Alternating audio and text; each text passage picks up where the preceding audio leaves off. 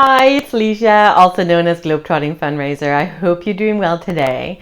So today I want to tackle some of the biggest objections we hear when we talk about launching or rebooting or promoting legacies in organizations.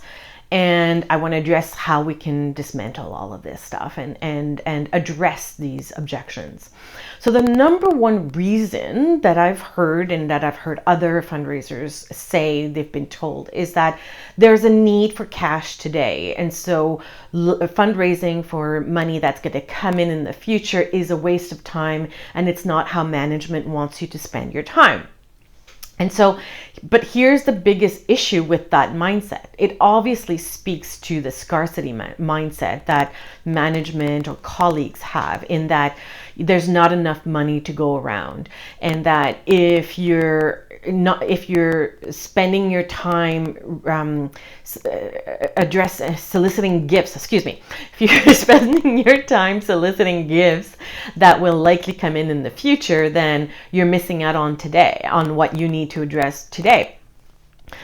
But what happens is, and time passes, eventually what will come in later, you eventually get to that point. So what I mean by that is, if you're soliciting a legacy gift and it gets realized in 2 years, well, 2 years is a very short period of time. If 2 years ago you didn't solicit that gift, you will be missing out on that in the future. Do you know what I mean? So it's just that short-term thinking is what basically gets a lot of organizations into a lot of hot water, and it prevents them from really growing and giving their donors the best experience and the opportunity to realize their philanthropic dreams. So it's really it's a very weak argument that you can dismantle really easily.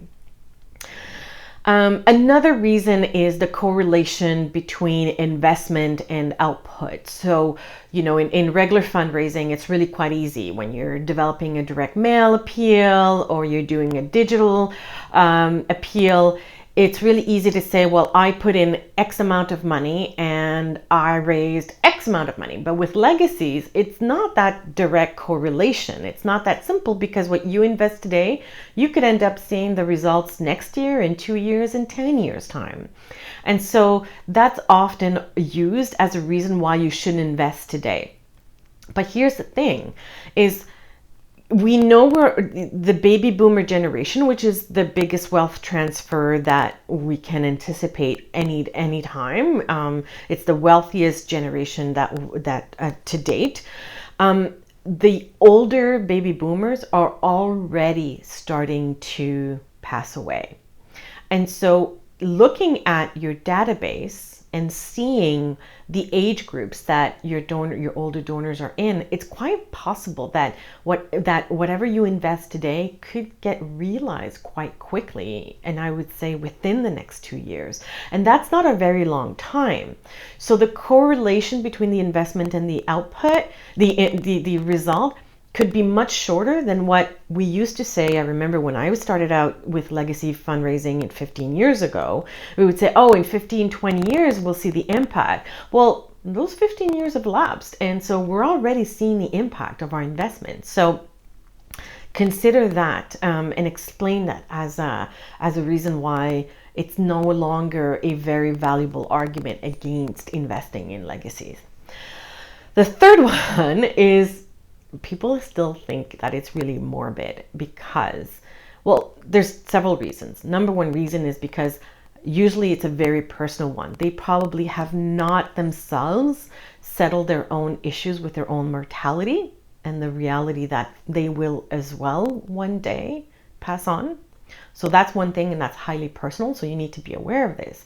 But the other thing is that there's still that misconception that legacy marketing is all about talking about death. It's like, oh, you see dead people. No, we're not in the movie The Seventh Sense.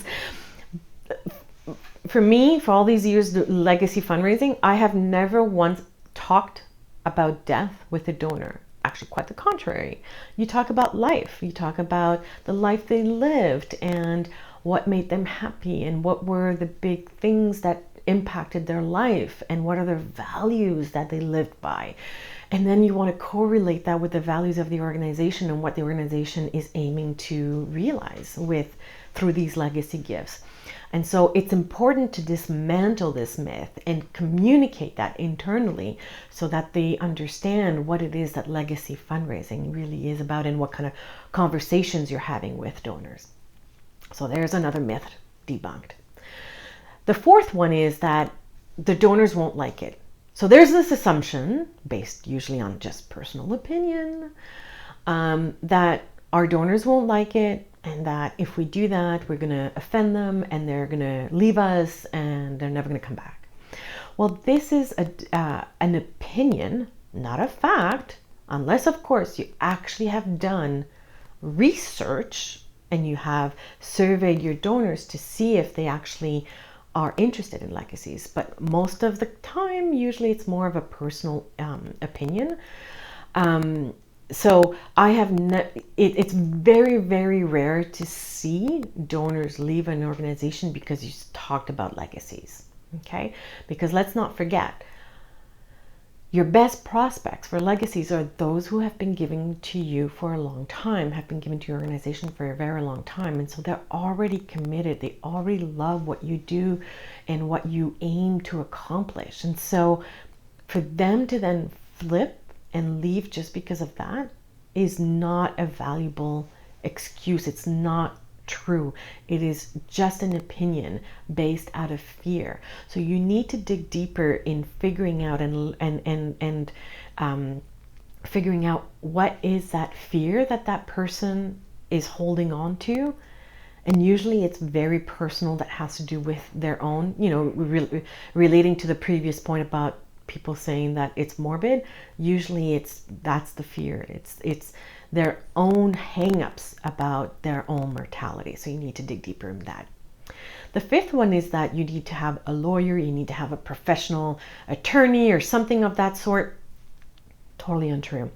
Your job as a fundraiser is to talk to donors, is to tell stories, is to share the why of the organization, why legacies are important to the organization, and why they're valued at the organization. At the end of the day, when a donor then has specific questions, whether they are legal or fiscal or financial, you need to refer them to their own advisor. So your job is not to give them legal advice or financial advice.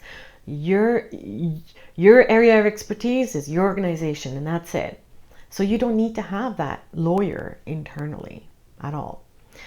And then the next one is that there's no project. There's no project to fund. And I recently heard this from someone, a participant at a webinar, and I just was blown away. And it wasn't her that was saying, it was their VP of advancement who had said, oh, well, we don't have a project to sell, and so therefore we shouldn't start a legacy program. This is not a capital campaign. You don't need to have a project. The project is the mission. That's what you're doing. And so make sure you do need to have a case for a legacy support. You do need to have that, but that's all related to your long-term planning, your mission, and your vision. That's what it needs to be focused on. But you don't need to have a project like as if you were going into a capital campaign. So let's make that very, very clear. And so let's dismantle that. So those are some of the biggest objections to starting a legacy program. If you don't have any of these in your organization and you are ready to start a legacy program, then sign up to my online legacy program, my online legacy bootcamp. It's a 6-month program where I walk you through every piece of element that you need to have in place in your organization to run a successful legacy program. You do this in very small groups.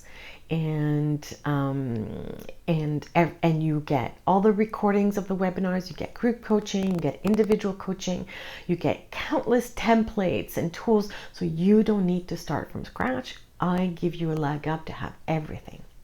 So I hope you will join us for the next Legacy Bootcamp, and wish you much success and much luck. Have a great day.